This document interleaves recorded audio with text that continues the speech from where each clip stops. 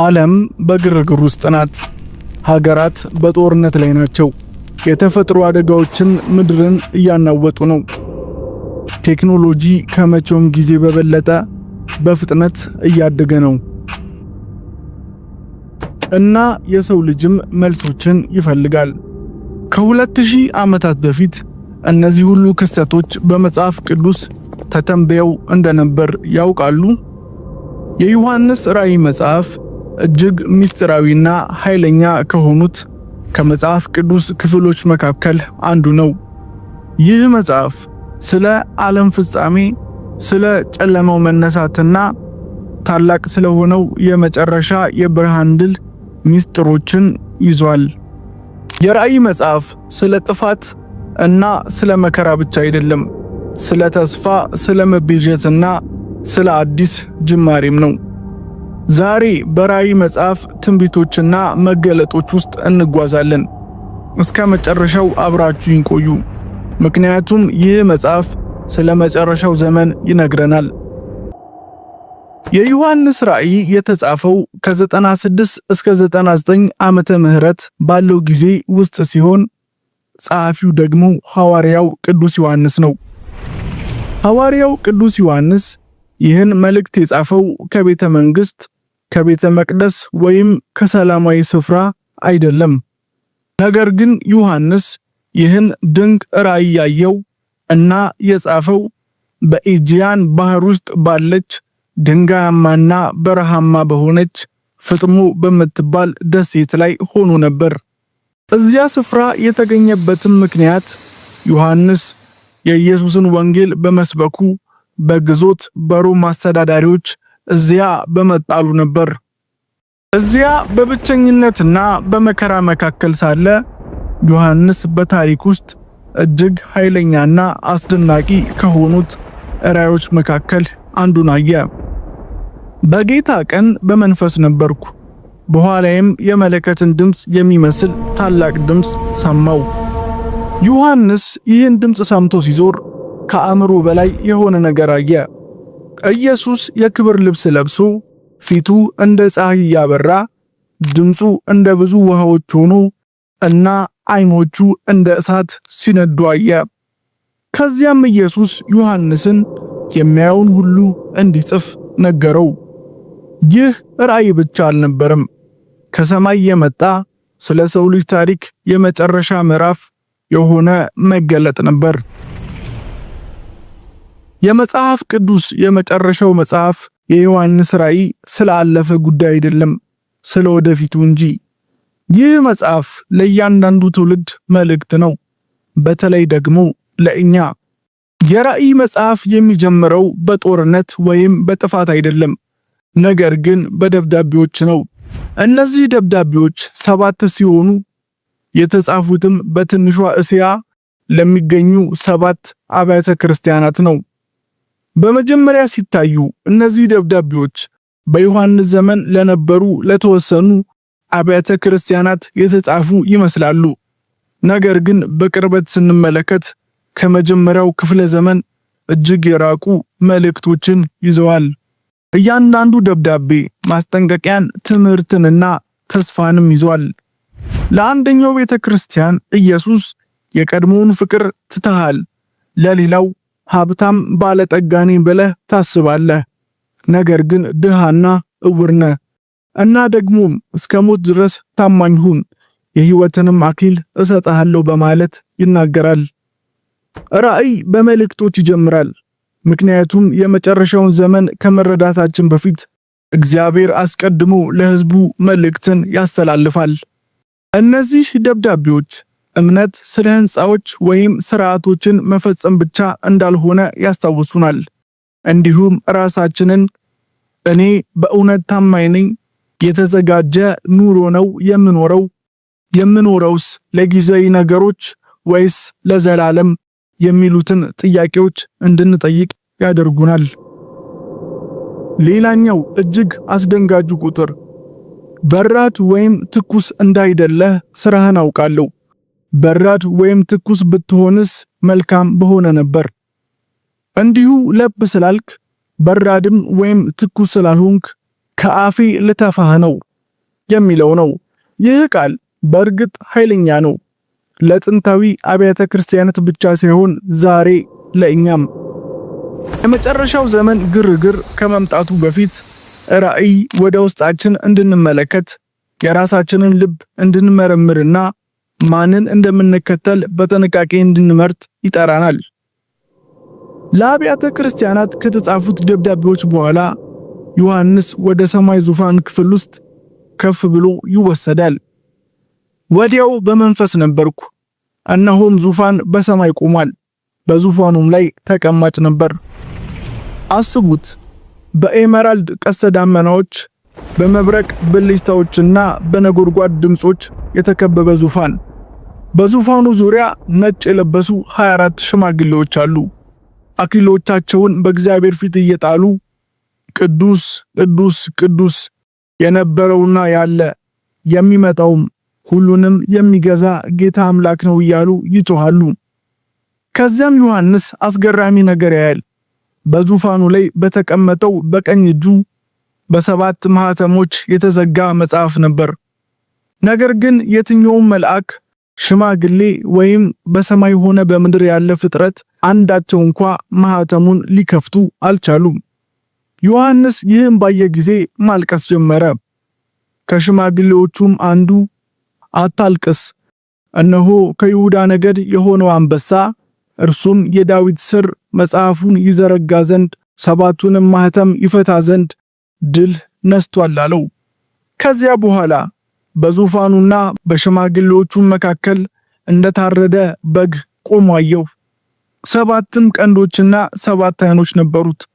እነርሱም ወደ ምድር ሁሉ የተላኩ የእግዚአብሔር መናፍስት ናቸው። መጥቶም በዙፋኑ ላይ ከተቀመጠ ከዚያ ከቀኝ እጅ መጽሐፉን ወሰደው። የታረደው በግ ኢየሱስ ክርስቶስ መጽሐፉንም በወሰደ ጊዜ 4ቱ እንስሶችና 24ቱ ሽማግሌዎች በበጉ ፊት ወደቁ። እያንዳንዳቸውም በገናንና የቅዱሳንን ጸሎት የሆነ ዕጣን የሞላበትን የወርቅ ዕቃ ያዙ። መጽሐፉን ትወስድ ዘንድ ማህተሞቹንም ትፈታ ዘንድ ይገባሃል፣ ታርደሃልና በደምህም ለእግዚአብሔር ከነገድ ሁሉ፣ ከቋንቋም ሁሉ፣ ከወገንም ሁሉ፣ ከሕዝብም ሁሉ ሰዎችን ዋጅተህ ለአምላካችን መንግሥትና ካህናት ይሆኑ ዘንድ አድርገሃል እያሉ አዲስ ቅኔን ተቀኙ። ይህ ቅጽበት ቁልፍ ነው። ታሪክ በዘፈቀደ እንዳልሆነ፣ ታሪክ በነገስታት ወይም በመንግስታት ቁጥጥር ስር ሳይሆን በበጉ እጅ እንደሆነ እና የወደፊቱን ጥቅልል መጽሐፍ ለመክፈት የሚገባው እርሱ ብቻ መሆኑን ያሳየናል። በጉ የመጀመሪያውን ማህተም ሲፈታ አምባ ላይ ፈረስ ወጣ። በእርሱም ላይ የተቀመጠው ቀስት ነበረው። እርሱም ድል ለመንሳት ድል እያነሳ ወጣ። ሁለተኛው ማህተም በተፈታ ጊዜ ዳማ ፈረስ ወጣ። ይህም በምድር ሁሉ ላይ ጦርነትን የሚያመጣ ነበር። ሶስተኛው ማህተምም በተፈታ ጊዜ ጉራቻ ፈረስ ወጣ። በእርሱም ላይ የተቀመጠው ሚዛን ይዞ ነበር። እርሱም ረሃብ፣ የምግብ እጥረትና የኢኮኖሚ ውድቀትን የሚያመጣ ነበር። አራተኛው ማህተም በተፈታ ጊዜ ሐመር ፈረስ ወጣ። በእርሱም ላይ የተቀመጠው ፈረሰኛ ሞት ይባላል። ሲኦልም ተከትሎት ነበር። አምስተኛው ማህተም ሲፈታ የሰማዕታት ነፍሳት ከመሠዊያው በታች ሆነው በታላቅ ድምፅ እየጮሁ ቅዱስና እውነተኛ ጌታ ሆይ እስከ መቼ ድረስ አትፈርድም? ደማችንንስ በምድር በሚኖሩት ላይ እስከ መቼ አትበቀልም? ብለው ጮሁ። ስድስተኛው ማህተም ሲፈታ ታላቅ የምድር መናወጥ ሆነ።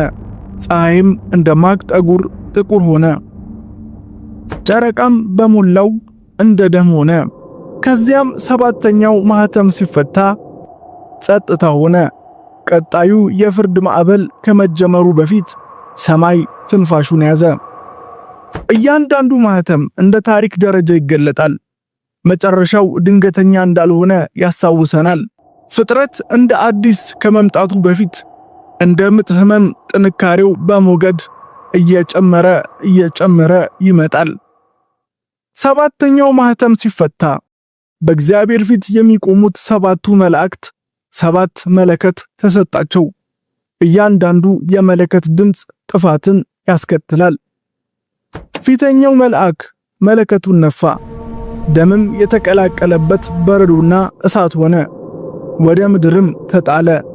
የምድርም ሲሶ ተቃጠለ፣ የዛፎቹም ሲሶ ተቃጠለ፣ የለመለመም ሳር ሁሉ ተቃጠለ። ሁለተኛው መልአክ ነፋ፣ በእሳት የሚቃጠል ታላቅ ተራራን የሚመስል ነገር በባህር ተጣለ። የባህርም ሲሶ ደም ሆነ። በባህርም ከሚኖሩ ሕይወት ካላቸው ፍጥረቶች ሲሶ ሞተ፣ የመርከቦቹም ሲሶ ጠፋ። ሦስተኛው መልአክ ነፋ፣ እንደ ችቦም የሚቃጠል ታላቅ ኮከብ ከሰማይ ወደቀ፣ በወንዞችና በውሃ ምንጮች ሲሶ ላይ ወደቀ። የኮከቡም ስም እሬቱ ይባላል። የውሃውም ሲሶ መራራ ሆነ፣ መራራም ስለተደረገ በውሃው ምክንያት ብዙ ሰዎች ሞቱ።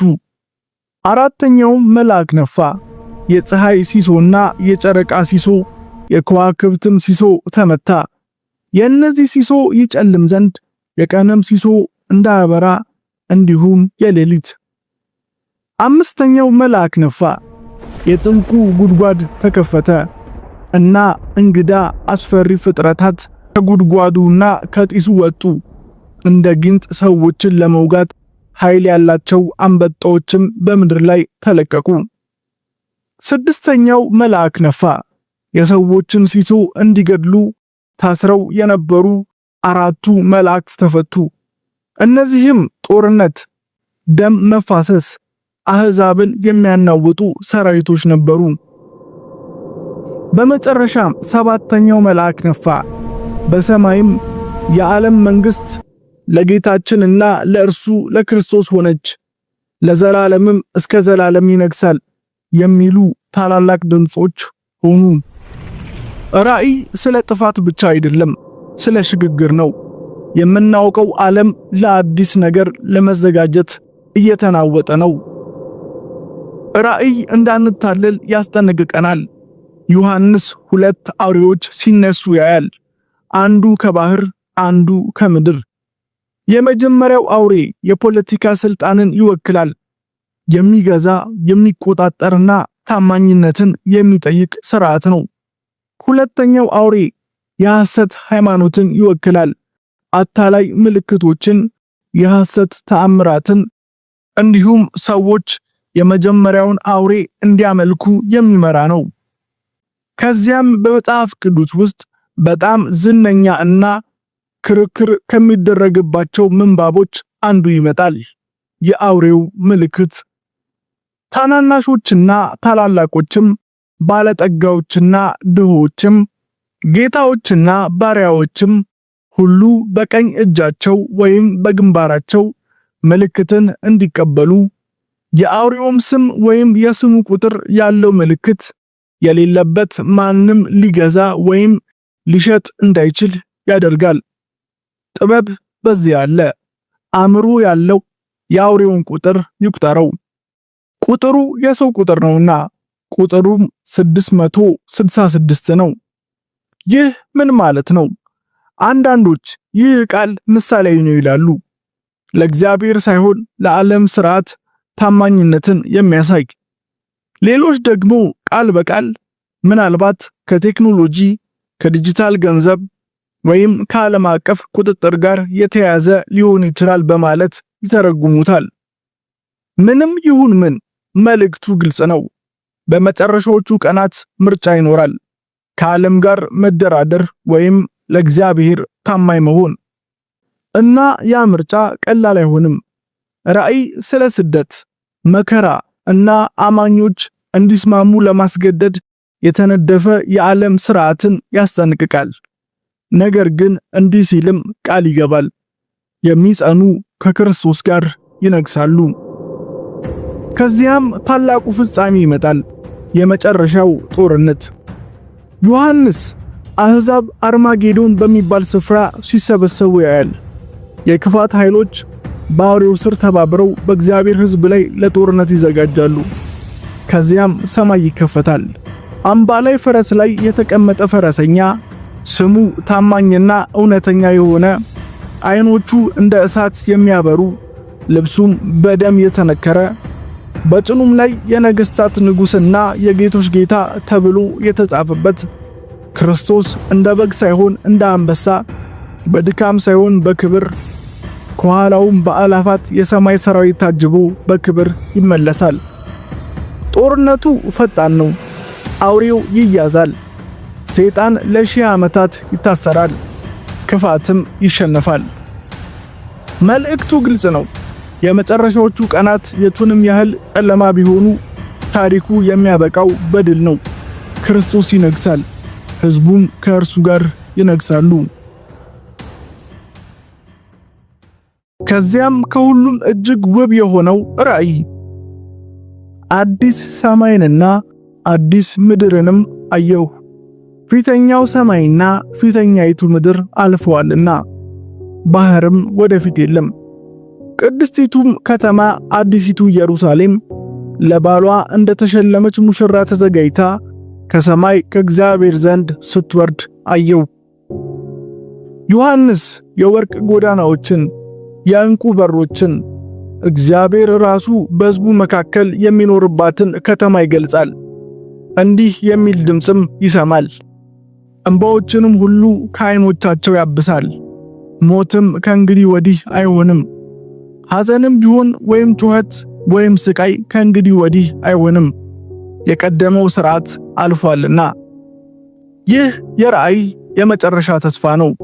ጥፋት ሳይሆን መመለስ፣ ተስፋ መቁረጥ ሳይሆን ዘላለማዊ ደስታ።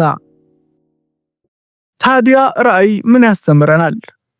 አዎን፣ ስለ መከራ፣ ስለ ፈተና፣ እምነታችንን ስለሚፈትን የዓለም ሥርዓት ያስጠነቅቀናል።